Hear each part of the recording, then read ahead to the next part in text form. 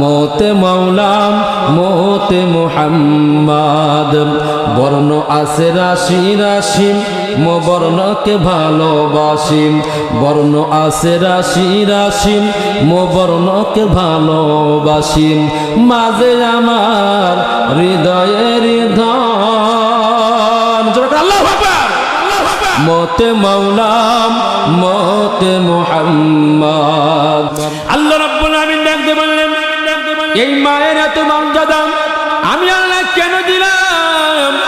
ও বান্দারা, তোমরা কি জানো ওই মা তোমাকে অতি কষ্ট করে গর্ভ ধারণ করেছে, এরপরে মা তোমাকে জন্মভূমিষ্ঠ করেছেন। মায়ের পেট থেকে যখন তুমি বের হয়েছো গো বান্দা, বের হওয়ার পরে মা তোমাকে আছাড় মেরে ফেলে দেয় নাই। ওই মা তারপরে তোমাকে 30টা মাস ধরে 2.5 বছর ধরে বুকের দুধ পান করাইছে। কথা বলা যাবে ঠিক কিনা? এই জন্য ভাইরা আমার, বন্ধুরা আমার, মায়ের মর্যাদা আমার আল্লাহর কাছে বেশি। মায়ের মর্যাদা তো বেশি থাকবে, কারণ হলো এই দুনিয়াতে মা যার নাই ওই ব্যক্তির মনে হয় কিছুই নাই। কথা বলেন ঠিক কিনা? আর যার মা আছে ওর মনে হয় গোটা দুনিয়ায় ওর মধ্যে ঢুকে আছে। জোরে বলেন সুবহানাল্লাহ। এই জন্যই তো কবি বলেছেন, মোতে মৌলাম মোতে মুহাম্মদ। মোতে মৌলাম মোতে মুহাম্মদ। বর্ণ আছে রাশি রাশি মো বর্ণকে ভালোবাসি। বর্ণ আছে রাশি রাশি মো বর্ণকে ভালোবাসি।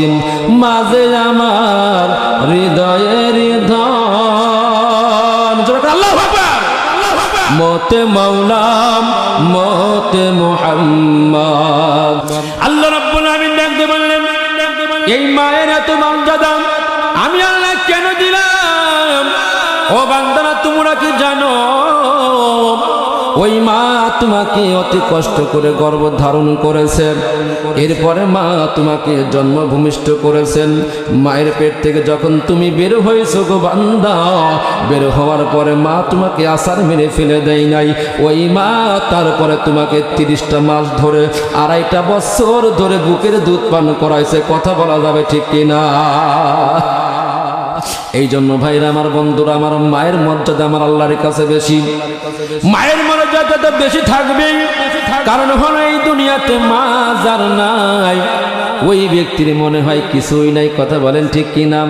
আর যার মা আছে ওর মনে হয় গোটা দুনিয়ায় ওর মধ্যে ঢুকে আছে। জোরে বলেন সুবহানাল্লাহ।